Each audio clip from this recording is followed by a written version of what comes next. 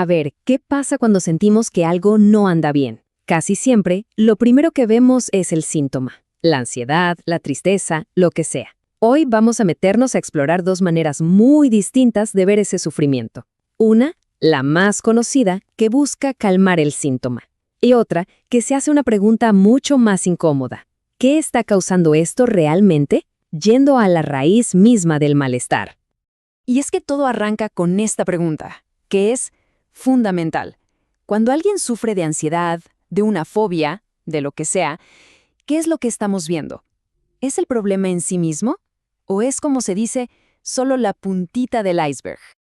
Para entender bien esta diferencia, este va a ser nuestro recorrido. Primero vamos a ver cómo se suele diagnosticar el dolor hoy en día. Después, vamos a contrastar eso con una mirada que va más profundo, que busca la estructura detrás de ese síntoma. Vamos a analizar las tres grandes lógicas psíquicas que propone esta visión, y para que no quede en el aire, lo vamos a ver con un caso real. Y cerramos con la gran pregunta: ¿queremos solo aliviar el dolor o buscamos resolver la causa? Bueno, arrancamos. Sección 1. El diagnóstico del sufrimiento. Y es que antes de cualquier tratamiento, viene un paso que a veces es el más complicado de todos: ponerle nombre a lo que duele. Y esta es la cuestión central, ¿no? No es una pregunta teórica, es profundamente humana. Es el punto de partida para cualquier tipo de ayuda. Y la forma en que respondemos a esto va a definir todo, absolutamente todo lo que viene después.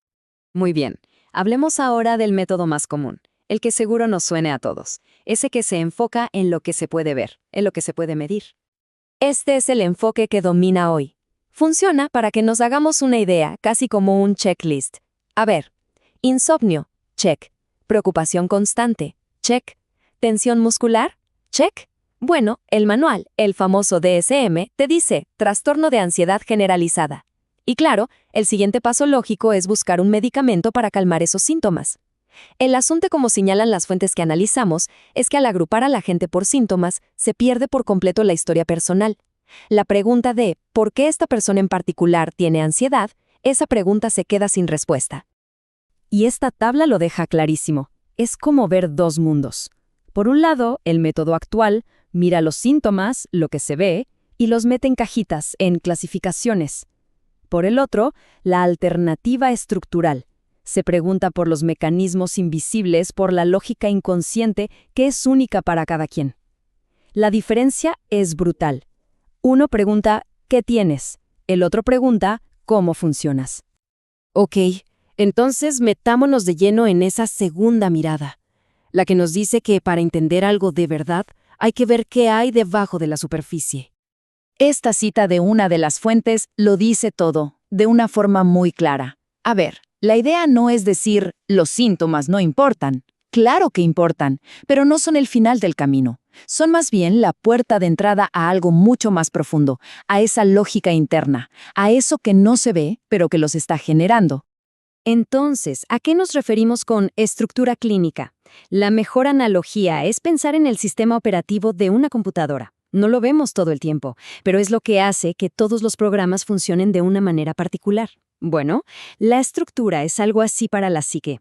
Define cómo procesamos todo, las relaciones, el estrés, nuestros deseos. Es el por qué que explica el qué.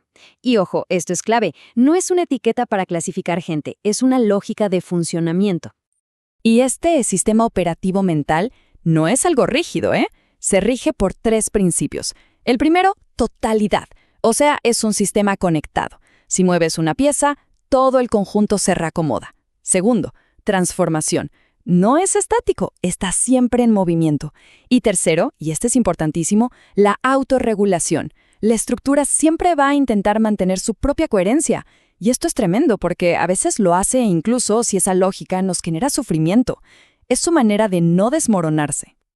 Bueno, y partiendo de esta idea de estructura, el psicoanálisis, sobre todo el de línea lacaniana, propone que no hay infinitas formas de organizarse, sino 3 lógicas fundamentales. Y de nuevo, hay que insistir en esto, no son etiquetas para ponerle a la gente. Son, digamos, 3 sistemas operativos diferentes. La teoría dice que uno de estos se instala, por así decirlo, en la infancia y ya nos acompaña para siempre. La estructura en sí no cambia, pero lo que sí puede cambiar y mucho es cómo vivimos con ella. Aquí las tenemos. La neurosis, que es la más habitual, funciona con un mecanismo que nos suena a todos, la represión, que significa que mandamos al inconsciente lo que nos duele. Y claro, eso después vuelve en forma de síntoma. Luego está la psicosis.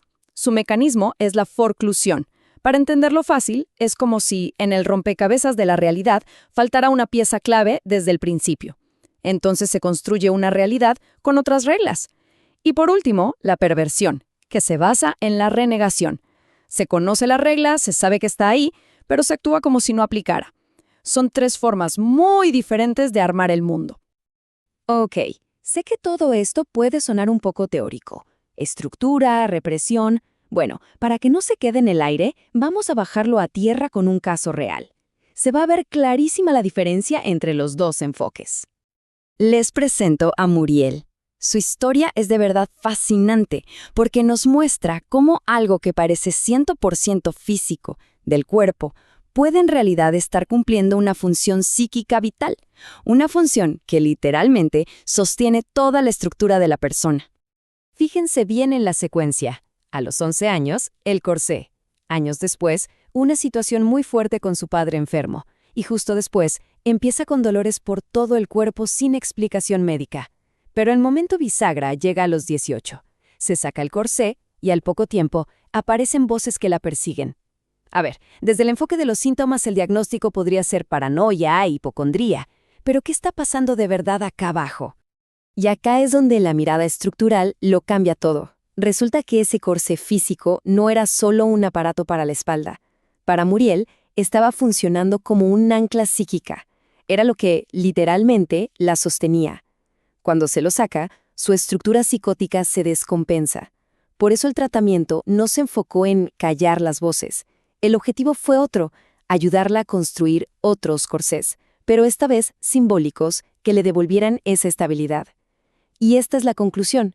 El síntoma, el dolor, las voces, no eran el problema, tenían una función. Y todo esto nos trae de cabeza a la pregunta final, que quizás es la más importante de todas. ¿Qué se busca cuando alguien pide ayuda? ¿Cuál es el objetivo? Y acá es donde los dos enfoques chocan, pero con todo. Por un lado, tenemos el paradigma biológico. La idea es bastante directa. Los problemas de salud mental son, en el fondo, un desequilibrio de neurotransmisores en el cerebro. ¿La solución, entonces? Simple, un fármaco que corrija ese desequilibrio. Pero la visión estructural agarra esa idea y la da vuelta por completo. Dice, un momento, el desequilibrio químico no es la causa de los problemas, es la consecuencia, es el correlato en el cuerpo, el eco biológico de una historia, de un trauma, de un conflicto que no se ha resuelto. La causa está en otro lado. Y este contraste final es demoledor. Un enfoque busca suprimir el síntoma, reprimir aún más eso que causa dolor, para crear una especie de normalidad artificial. El otro, en cambio, va en la dirección opuesta. Busca rescatar eso que está reprimido, darle un lugar, un sentido. Uno ofrece un alivio que puede ser temporal. El otro busca abordar la causa del problema. Es una diferencia de fondo. Y con esto volvemos a la pregunta del principio, pero ahora resuena de otra manera. Ante el sufrimiento, ¿qué camino tomar? El síntoma visto así no es solo un ruido molesto que hay que apagar, a lo mejor es un mensaje, la única solución que se pudo encontrar para no derrumbarse. Y entonces la pregunta que nos queda flotando es, ¿qué hacemos con ese mensaje? ¿Buscamos la forma de silenciarlo o nos animamos a intentar descifrarlo? En esa elección, parece, se juega mucho más que un tratamiento.